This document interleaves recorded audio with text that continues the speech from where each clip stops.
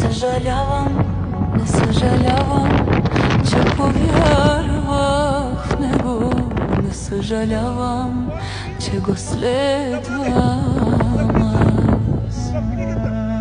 Всеки ден аз се моля и пребъдвам и да пея за име